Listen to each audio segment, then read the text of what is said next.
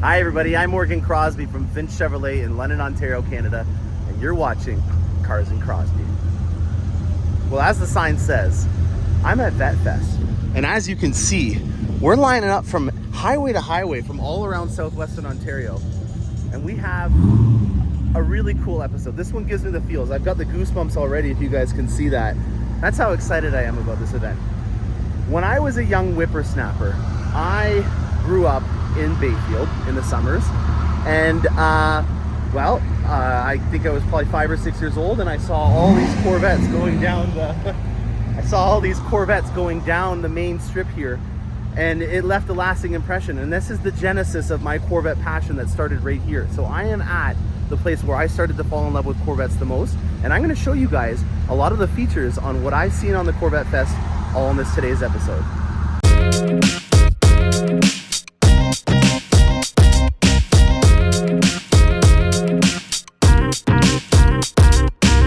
7 o'clock on the dot. We've got a nice little convoy of Corvettes going up to Bayfield Vette Fest.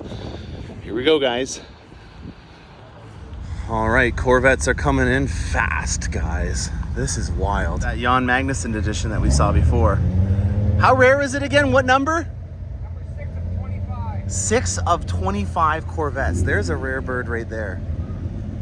We got ourselves a Rapid Blue hardtop convertible here coming in. Nice license plate, I like that, very nicely done. He's got 495, which would be the horsepower output. So C8 Vette 495. He could sell that for a pretty penny one day. That is a really cool license plate. I'm always looking for license plate inspiration.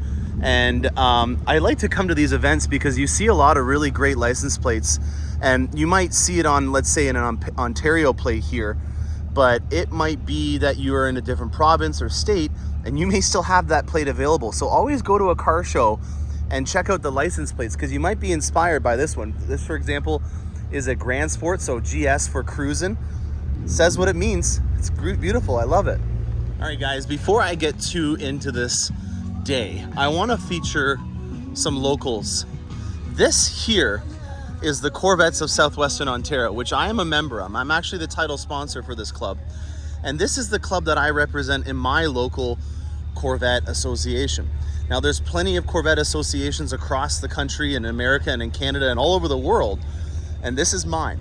So if you guys are ever looking at joining a Corvette community, this is your best option of being able to do it. You're gonna join in with your local club. They'll have sanctioned events and unsanctioned events.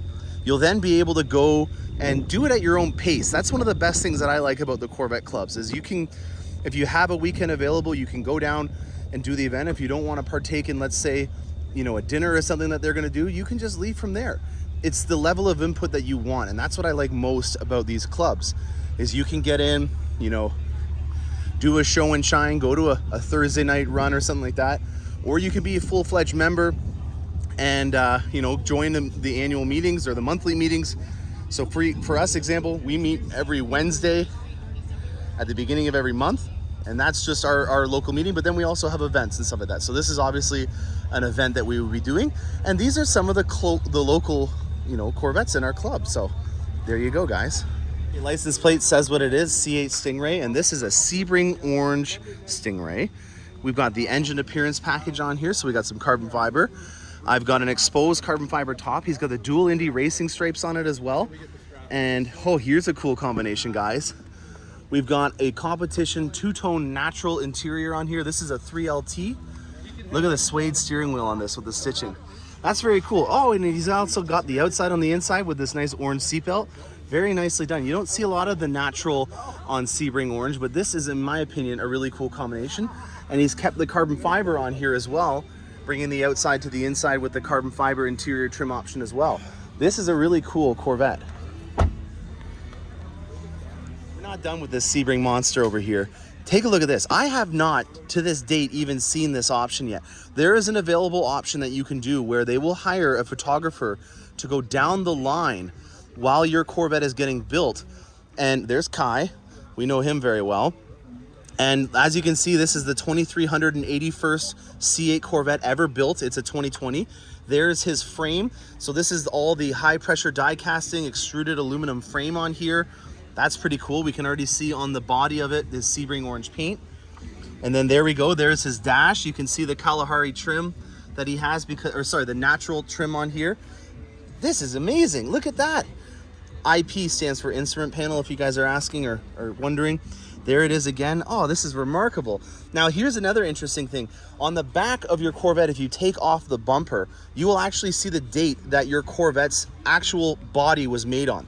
So this is probably done at a way later date, but you can see that the actual frame and body of this Corvette was built on March the 3rd of 2020. So that's an interesting fact, is that even though your Corvette might have been built on a different day, the body or the frame of your Corvette is actually written on the back. And I like that they took a photo of this, because then you can actually tell which day the frame of your Corvette was built. So here we got the entire chassis assembly for the rear of the Corvette. This is just remarkable. Here's again another really good look at the high pressure die casting that you guys have on all of your Corvettes if you've got a new C8. Here we go. This is for the magnetic ride control system, and then there's also your master cylinder for your brakes. So there's the computer system that runs your mag ride, and we can tell that this has mag ride because of this wire right here. That's going to your rear suspension of the vehicle. This is, I honestly, I've got to say, I wish I did this, because this is a really remarkable book. And I want to make sure my fingers are clean, because this is just beautiful. So there's the rear deck lid that's being put on the vehicle. Wow, this is really awesome, guys. How cool is this? And you get to see all the fine folks in Bowling Green, Kentucky. You can see some alignments being done on the actual hood. There's the headlights being put on. There's where they put the actual cover on it. So on the line, they're putting that right away on there to protect your steering wheel, especially because this is a suede steering wheel. So we want to make sure that if we have a suede option on here, that we're protecting it as much as possible. As you can see, they're doing that right away. And you can also see all these protection stickers that we start putting on it to make sure that throughout the process of this being delivered to you, that we're being very careful. You'll also see that there are linings on the wheel lug nuts so that we're not scratching up the lug nuts, because these are black ones on here. So those little types of details to make sure that your wheels don't get chipped. And then here we go. Oh, I guess I gave his name away. I apologize about that, John. And then this is the weather test. This is a really cool one. So this is checking out all the weather stripping that we do to these things, making sure that they're all working. And then it's hooked up to this computer system that gives it a pass or a fail. And this is also a suspension test. So they're doing an alignment here. They're hooking it up to the computers, making sure all systems are go. And then they're putting it into this weather chamber here to make sure that there's no leaks that they notice. That is absolutely remarkable. Thank you very much for sharing that, John. All right, guys, here's a sinister looking Corvette in a satin black wrap. It's a 15Z06, and there's a couple things I want to point out in particular on this one. Attention to detail, that's always my thing. And look at this. He's done obviously a wrap on it, but look at his headlights on here. He's overlaid on the first side, or the top part of the headlight, the satin wrap to kind of go with it. And I like that. I really like that. He's continued this line down the front of the fender and accentuated onto the lights. Now, the second thing that's a functional, practical design idea for you guys is this magnetic license plate clip here. If you guys are not wanting to get buck teeth on your Corvette, if you have a white license plate in your province or state, then this is the best way to keep it looking aesthetically beautiful at a show, but still obeying the law. All right, guys, we've got ourselves a Virus Vette, another license plate. Oh, I think this is going to be called Plates in Crosby by the end of this episode. All right, Virus Vette, what does that mean? I get this is a 2020. There we go, that's making it easy. He's covering his VIN number over here, has an L in it, which makes it a 2020, but the sign gives it away as well. All right, we've got Accelerate Yellow here. This is a very rare color. There's not a lot of people that have this color, and he's done a really good job at accenting in carbon flash metallic for his dual Indy racing stripes. And then if you see over here in the sunlight, there's a C8 that has its alarm going off. This is actually the same color on his wheels. So this is carbon flash metallic done on the wheels. He's matched it with his dual Indy racing stripe that goes all the way through the top. He's got a black top on here because this is a transparent top.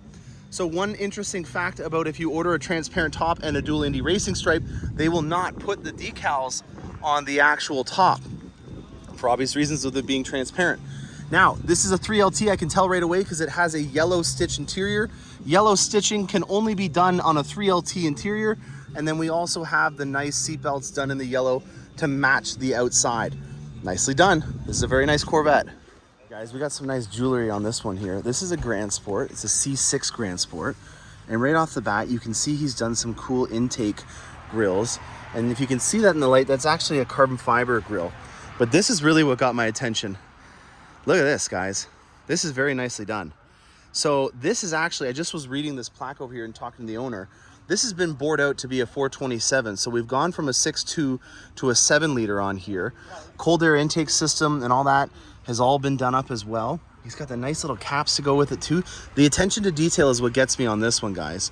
And then if we go to the back here, you'll see we got some nice chrome wheels. And even on the back of it, he's got the chrome accenting and a nice crazy exhaust to go with it. Now, De Silva Motorsports used to be a tuning company out of Toronto. I knew that they did a lot of Pro Charger stuff back in the day. I'm pretty sure that they're no longer around. If you guys know the status on De Silva, please comment and let me know. Even though it's been gone for only 2 years, I'm already starting to miss Sebring Orange. This color, it gets me, especially when it's on a Z.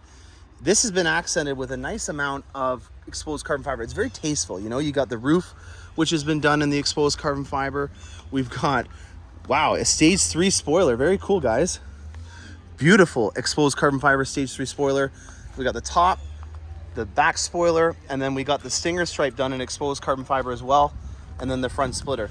Very cool combination with Sebring Orange.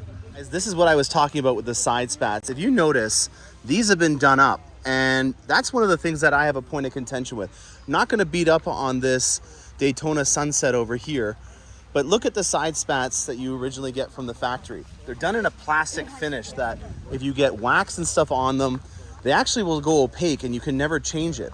So this is, in my opinion, one of the most cost-effective upgrades that you can do on a C7 is by getting rid of the side spats on either a Grand Sport or, in this case, a Z06. Now, a couple of other things that I like about this vehicle in particular. What do you got? Oh, are those the rock guards from ACS? Yeah. Front and rear. And then you got MagnaFlow exhaust, you were telling me? Yeah. So the MagnaFlow exhaust, again, getting rid of that chrome. We're going with an all black out look on this vehicle. I love already that the Z06 has the white taillights, so we already got rid of the red there. And then on the inside, we've got an all black interior. If you guys are interested, there is a part number for the center console. You'll see on some of the older ones that the center console will start to ripple. That's an easy fix that you can get in any parts department, and it's not a big cost. So it happens to everyone. I always lean when I'm doing a deep thought. And with this being a 2015 already, you can start to see that as being an option that might happen. So we got Elkhart Lake Blue, really nice black accents with some exposed carbon fiber, and he's done a really good job at the side spats. I love me my Stingrays. And then we got a Stingray R with some Paragon parts on it. What do we got here? This is like almost like it's from Paragon themselves. What do we got going on this one? Oh boy, there's a Borla exhaust with the carbon fiber tips on it. That's very nicely done. Let's look inside to see if he's got valves. He doesn't have valves. That's pretty cool. I've seen this. There's a guy that sent me something like this to kind of cover your trunk area when you're washing your car up. It kind of reminds me of a boat almost with the fasteners, and you got to do a little bit of a modification to do this. So they would have had to change the T15 screws, which you'll see all along the side of your fender here. You swap out the T15s and you put these snaps in that's just like a boat, and that's supposed to protect your trunk area while you're washing your vehicle. Got a nice C8 silhouette in the back there in the engine bay. And instead of doing the engine appearance package, he's actually done some inserts in carbon fiber here, which is pretty cool as well. He's also covered up his magnetic ride control system on the strut tower. You can see it's still sticking out, but he's gone away with that high pressure die casting mold there and getting it all covered up. So he's making it cleaner. He's cleaning up the car. He's got the caps from Paragon on here as well. He might be working for Paragon. He's got stickers on there. Very cool. We've got a Paragon tow hook on here as well. Very nice clean splitter. This is a 5VM splitter, and he's got the 5VM running boards that are on here as well. You can tell right away that they're 5VM because they have the lip that's coming up. We've got the exposed carbon fiber mirrors, and then we've got a 1LT interior. Yeah, no, this is a 2LT interior with a GT1 seat. Very cool car. As I got up for my meal before I finished the courses, there's some more stuff to talk about on this Corvette. Attention to detail. This is really, really cool. I didn't go in the interior for obvious reasons because it's not my car, but I didn't capture this on the film. Check out this from Paragon Performance. you can get your Z mode button done in red, and then he's got carbon fiber overlays to go with all the rest of the trim that's done in the exposed carbon fiber. And then over here, we also have the wicker bills from ACS that I missed out on this one. That's pretty wild. Now, I did talk to the owner, and he did say that the Borla exhaust is pretty wild, and that's what I picked up on when I was at Carlisle and I was listening to all these exhausts. It's not for me. It's a loud exhaust, but I appreciate the attention to detail. Even on the door actuators, if you can see that over there, guys, he's even got the exposed carbon fiber on those. That is a very nicely done interior. I'll tell you, there's a nice contrast. You got a C8 and a 62 beside each other. Look at this, NCRS capable for sure. I tell you guys, these interiors really get me every time. That concave dash on the passenger side is probably one of my favorite design cues on any Corvette. How cool is that to be staring at that when you're in the passenger seat of this 62? This is just an absolutely beautiful Corvette. Boy, oh boy. I don't know obviously a lot of features about these compared to these, but I know a good thing when I see it, and that is definitely a cool thing. Beside here, we've got a natural seat. It looks like this is a 2LT torch red coupe. We've got the low profile spoiler that I really do enjoy. I didn't think I would like it as much as I did, but I think that this low pro is, in my opinion, a sharp build. But dang, oh dang, that's 62. Look at that. That is quite an interior. All right, this needs to be documented, guys. This is without a doubt most likely a 101 for the 21 model year. We've got a lot to unpack on this one. This is Accelerate Yellow on the outside, which is rare in itself.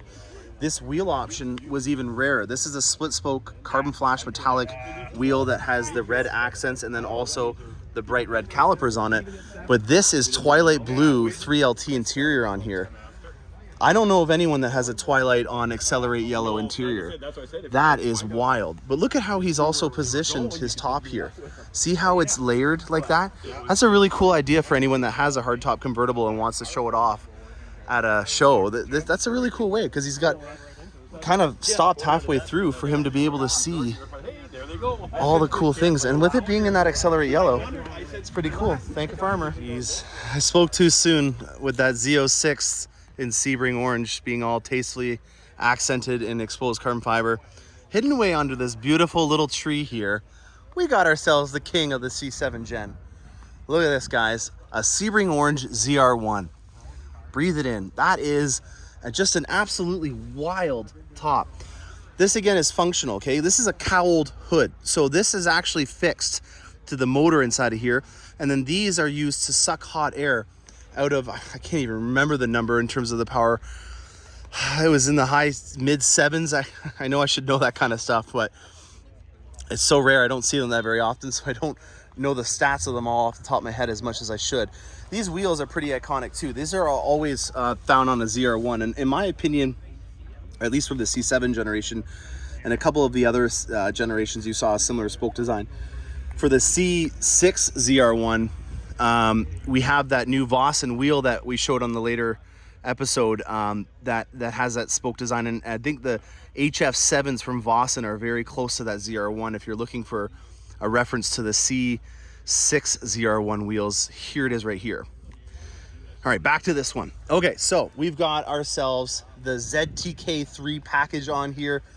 This was the advanced package that you could get added on to any of the ZR1s. So it came with an exposed carbon fiber rear deck lid spoiler that's mounted in a 2-post system on here. Got another nice plate, snarly one. This is definitely a snarly one, and the one is a kind of a double entendre because it's a ZR1 and it's also referring back to the car. So very clever front license plate. I love that. That is very cool. I think Sebring orange is the best color that you could have for this color or this car. It is a snarly car, and the ZR1 is a snarly vehicle. These are some wild tires. Look at these. These are Super Sports that are on the back here. So he has switched the tires to a more durable tread. That is a very highly suggested option to do because these come with a Cup 2 tire to begin with. They're essentially racing slicks. I probably won't see any Cup 2 tires here, but he's done the right thing. If you've got 750 horsepower, You don't want racing slicks, especially if it's a rainy day or you're going through that kind of crap over there. So he's put a more durable tire on this to be able to put that power down and also be able to use it when there's some rain, because the Cup 2 tires are just street legal racing slicks. And with that much power, and you having, well, he's got an automatic in this case, so it's still difficult to put that power down, but that's a very smart move to put those tires on there. Well, rare color alert. This is Shark Gray, a 1-year color before in 2017 it went to Watkins Glen Gray. This is probably the lightest gray, like official gray, that we've ever had. There's obviously ceramic matrix gray, which is what I have, but I don't really even consider that to be gray. This, in my opinion, is the lightest that they've got until they went to Blade Silver, which is this color right here. So you got Blade Silver and Shark Gray beside each other, a 1-year color. Holy moly. This is a classy girl, guys. One of my favorite parts about this Corvette is the script on the side here. I already went over all the interior stuff that I like, but check out this integrated exhaust. That, to me, is functional design at its highest. Back in the 50s. I think this is a 58, I believe. Yeah, it's a 58. That's very convenient that the Vette Fest has got all these posters on, or the billets on there with your year. It's even got the 58 plates. That's pretty cool. I wonder if this is an original owner. Got white walls to go with your white on the outside. I don't remember the name of the paint for these, but I like this interior. This goes very well together. This is a very nice, clean Corvette. Hey guys, I want to talk about the good, the bad, and the ugly, and I'm going to use this C7 Z06 as an example. Early on in the Z06 years especially, we had some issues with the trim rubbing, and if the paint wasn't properly cured in time, the paint actually would rub off between the two panels, especially if it was going over an undulation or something like that. And you usually saw it either in the front end over there, right here, because the panel gaps were so tiny. The other place that you usually saw it was here, where the back fender matches up with the bumper. And I've seen it on Accelerate Yellow more than most colors. I don't know why that is. Maybe because it's a low production color and they didn't get the viscosities of the paint right off. Because you guys remember, different pigments and mica and also metal flakes change the characteristics of the paint. And so with this being such a low option color, this is Velocity Yellow, which is, in my opinion, the yellow that a Corvette should be. No offense to anyone that has a C8 in yellow, but this is something that you want to watch out for. And it was usually found right away. With these things not being built now, you're not likely going to see that happen. And I haven't really seen it on the C8 generation at all, but it was always in those specific areas or over here where the bumpers were mating up to a fender. And when the vehicle was going over a curb or something like that onto a commercial property, the undulations twisting the frame meant that the paint would chip away like that or peel away because it was not fully cured yet. This is a C7R, so let's talk about the good on this car now. We've got a really nice option wheel that was part of a package, which was the C8R edition.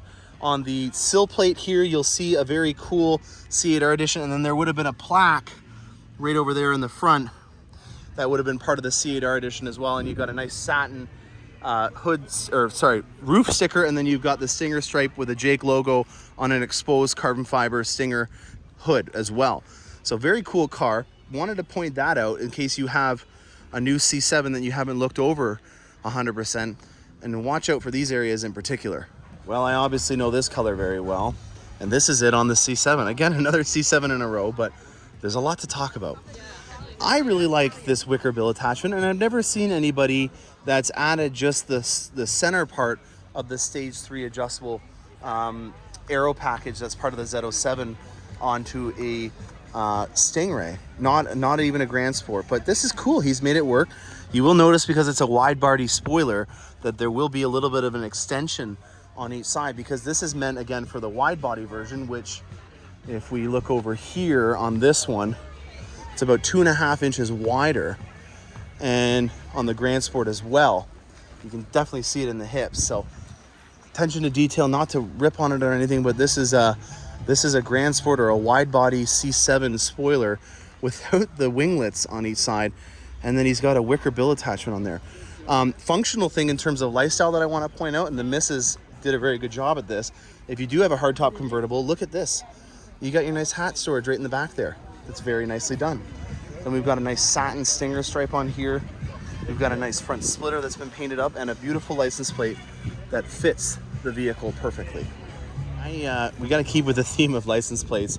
Check this out, guys. He has got a decal of his license plate so that he doesn't have to have a license plate. So kind of an inception moment there in terms of legally, you know, still having the plate mounted on the front, but him doing it in a decal so that he can get it on smaller instead of doing the larger official format right there. Now, not to rip on a front plate bracket mount, but one of the issues with having a front plate bracket like that is when stones and stuff come up, they then fall down the front of the hood, and then what will happen is the rocks will start eating away at the paint in the front here, and you'll see, if you move that, you'll see that the entire front end of that will have its paint exposed. So that's one of the main reasons why people don't put a front plate bracket on their Corvette, is it's not just because they don't like the looks of it, it's because if you have your front plate bracket on here, it's gonna peel away the paint.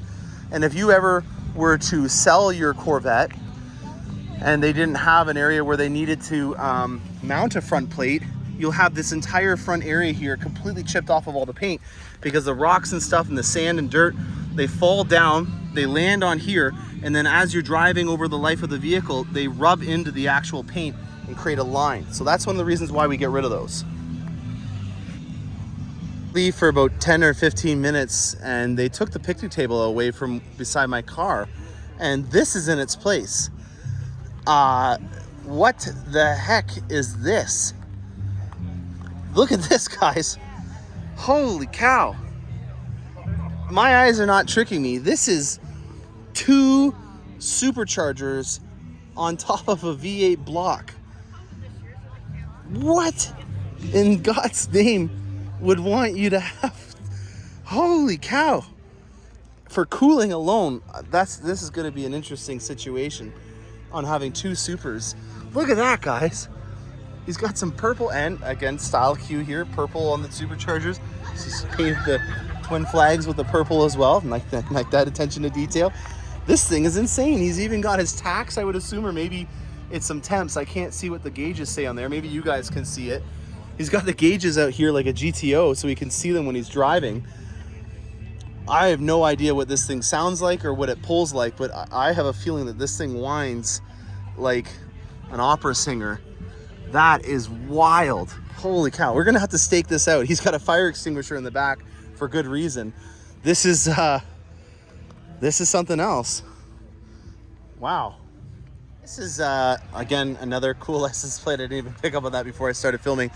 This is going to be an interesting comparison to what I have. And if you're wondering why I'm comparing this to my Corvette, this is, I think, Laguna Seca Blue, and it's a 14, is because this is a Premier Edition. And a Premier Edition means this is one of the first 500 Corvettes built from the C7 generation. Now, I have the 141st C8 off the line, and they didn't have a Premier Edition for us. And so I'm kind of wondering why we didn't have a Premier Edition for the C8 generation like we did in the C7 generation. So getting a little closer, this is Laguna Seca Blue. I was right. So it's not Elkhart Lake Blue. Laguna Seca Blue is a little bit more electric blue kind of style. It reminds me more of the ZR1 kind of devil blue that we used to have on the C6 generation. And as you can see here, he is number 428 of 500. And on his little center plaque here, it will also give the number of the sequential VIN. And then obviously, just to match this up, we've got 428 on his VIN here. So I have the 141st C8 off of the line, but they didn't do a Premier Edition. That sucks. I made my own badge up when I did the personalized BB4 badge, which would have been right about here on my C8. And this is an even rarer interior. Oh, this is, I think it's called Brownstone was the name of this color interior. Gotta read this while on camera. Sorry, guys. What is the name of this interior? Oh, man, I'm pretty sure that this is called Brownstone, and it was a 1-year interior color. But take a look at this, guys. I can't believe that they got rid of this interior. This would have been a really cool option to contrast with either that green that we used to have. There's a lot of cool things that we had in the 14 model year that unfortunately didn't see the test of time. And again, let's try to get it out there for on the C9 generation to have another Premier Edition, because we skipped it on the C8 generation. From one commemorative plaque to another, we have a Heritage Edition on this C7. Now, Heritage Edition refers to the hash marks and then the center stinger stripe being painted along with the louvers. And then you also had on the aluminum handle over here, oh, I went on the wrong side. It's on this side here, you'll see it. You've got some Grand Sport hash marks that are on the handle over there as well. We're all around the vehicle to show you where it could have done it originally. A little frustrating there, I apologize. 3LT 2017 Grand Sport in a Heritage Edition. All right, guys, this is the color that I've been thinking about for a long time that I'm gonna get on my next Corvette. This is Hypersonic Gray. It's the new color for 2022. We have it on 23 as well. And I dig it. As you guys can see, this is a really cool color to be able to have a very aggressive contrast to. In this situation, we've gone with the Sky Cool Gray two-tone interior. This is, again, a good option, but you could really have some fun and put some crazy, crazy color combinations together on this, and they'll really pop. This is, on a nice sunny day, one of the reasons why I'm excited about Hypersonic Gray is you can see the travel in the paint over the course of the entire vehicle. It changes the tone of this gray, and you go from a very high metal flake in the sun to almost being like a liquid silver to, in the dark shady areas, this having a little bit more of a grayish darker hue to it. And that's what I really like about a paint job, is when it has that travel. You know, you can reinvent the color of the vehicle depending on the weather or whatever is going on around the vehicle. If it gets dirty, it's fine because it's a high metal flake color and it's gonna show off the shine a lot more with the dirt on it. This is a hardtop convertible as well. It's a 2LT, I can tell right away, because you got the regular dash with a heads-up display and the front window stickers on here, or front plates. Oh man, formidable. Wow, look at this, guys. There are some really cool plate designs here. Oh, you guys need to get in on these. If you don't have it in the Ontario plates, you need to get formidable in your state's plates, because that's a really cool plate to go with a really cool Corvette. All right, guys, Holy Grail time. There she is, a 63. This is the claim to fame. Split window. There's a lot of stories that I've heard, but on Corvette Today, they did a really good episode with one of the chief design engineers. I believe he was one of the heads of the projects. I can't even remember. It was one of the very first episodes that they did. And they were talking about an argument that Zora Duntov had with the CEO or the head of General Motors at the time. Again, I can't remember all this off the top of my head, so I'm not even going to try to ruin the names of who they were, but there was an argument based on the cost of being a split window, and in the end, the trade-off that Zora had, or I guess the agreement they had, is that they could do it for one model year, and then they would go to the less expensive design of doing one consistent window on the back. So that's the story behind the 63. And it's become iconic because it's a 1 year trim. This is, it was only around for 1 year, which was, again, the 63 split window. This is a 340 4-speed in here. Absolutely gorgeous color. I really enjoy off kind of colors. And this has got a little bit of blue in this silver here. So I really dig that when it changes tone based on the color and the lighting, and you can kind of argue, hey, is it blue? Is it silver? No, it's your guess and it's your opinion. Love this. This is what it's all about, guys. There's the history of the 63. Here's an old friend. This has already been on the channel before, and well, you can tell right away what it is because it has the Vossen HF2s on it. That beautiful stance with that nice offset in the back there is what we are going for with this. But we just had a really good question from someone that was looking at this car. Is there a way of being able to get the engine to be viewable? And we were talking about it on over there on that yellow Corvette, how you can have it for kind of like the car show mode with the hardtop. But what about showing me that LT2 V8 inside of here? Well, I can't remember the name of the company, but I know that there's a company that you can get this piece right here taken off and have a visible version there. If anyone can comment in the section below about what the name of that company is. I saw it in passing. I can't remember who sent it to me, but I know that there's a way to do it, and I need some feedback from you guys on what it's called and if it's working well for them. Adding to this, we're going even crazier than we thought before. This gentleman here, he wasn't talking about the actual engine cover here. He wants to see the deck lid go to a transparent. picture the C6 ZR1 and that acrylic kind of cover that they had on the LS9.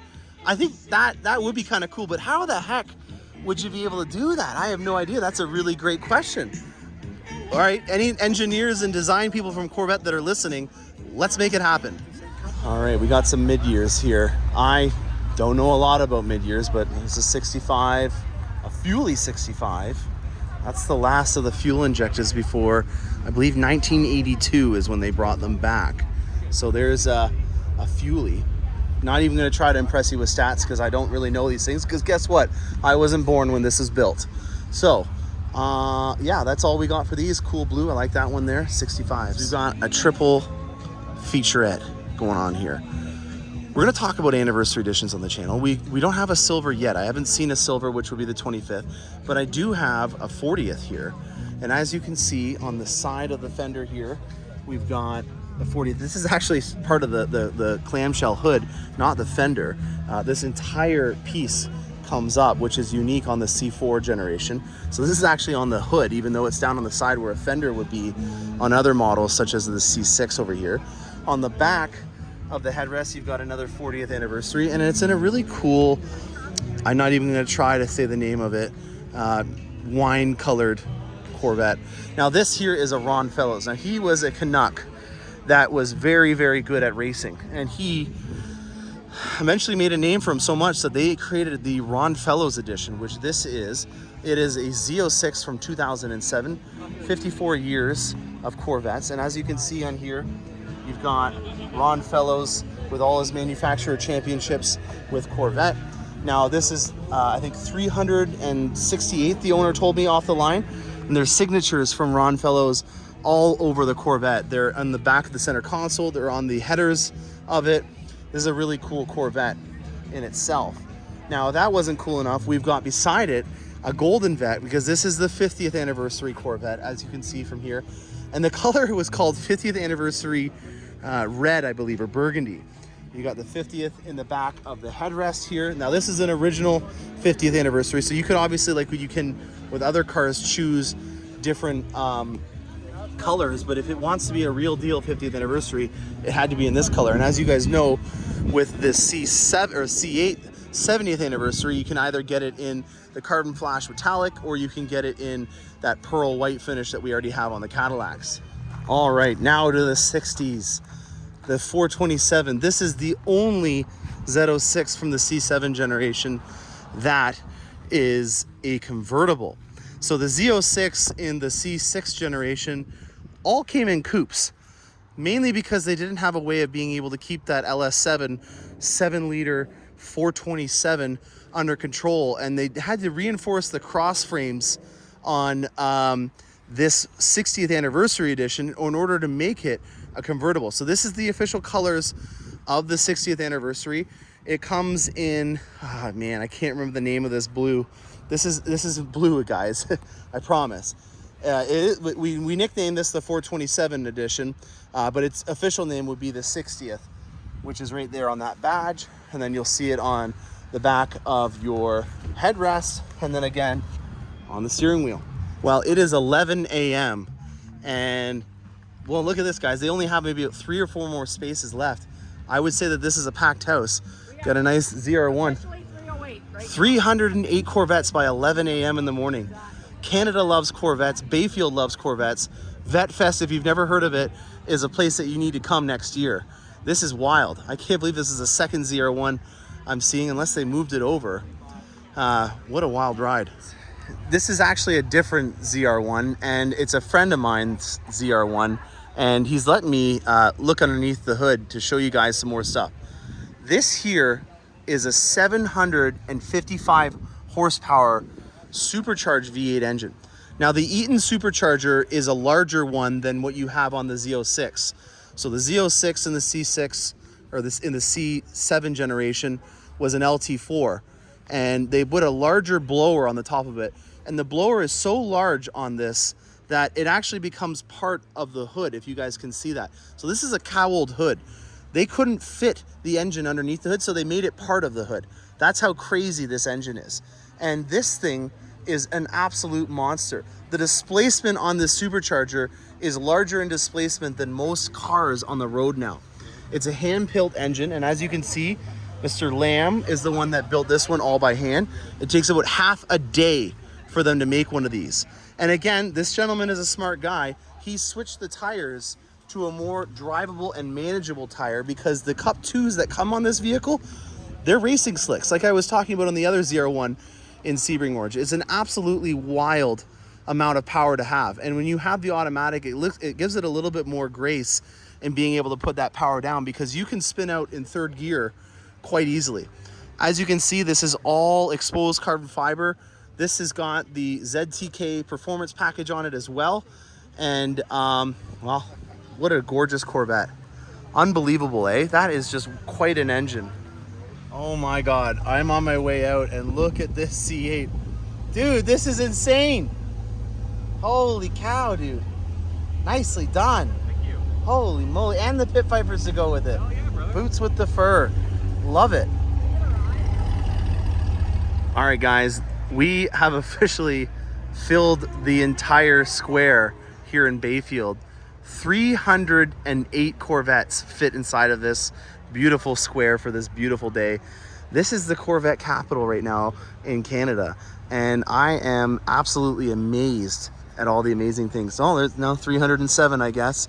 One's heading out, but there are some that are lining up across the street and around this town. So I bet you we're close to 350 by the end of the day if you factor in the people that are coming and going, which is a real treat for me to be able to see all in one place. All right, guys, well, I'm gonna wrap it up. This has been an absolutely incredible day. 308 Corvettes are inside of this square. There's some that are outside and around. I think at the end of the day, there's probably gonna be about 350 Corvettes that have been to this town in Bayfield. If you guys are looking at coming, I do have more information. This is definitely one of the highlights of the Corvette calendar in Canada, and I hope that you guys can maybe meet up with me at a later date on one of our other shows that we're gonna have at our dealership. I don't think that I'm gonna have the same kind of show up as this one. This one's been around for a long time. As you said, I even got the seed planted with a Vette Pest before I even knew it existed when I was 5 or 6 years old. But we are hosting our Corvette takeover at Finch Chevrolet. It's going to be in September. I'm going to give you guys more information, but it'll be a full-fledged show, not on the scale of this, but hopefully eventually one day, not to take away from Bayfield Vette Fest. I hope you guys enjoyed this episode. Stay tuned for more awesome content on my channel, and happy motoring.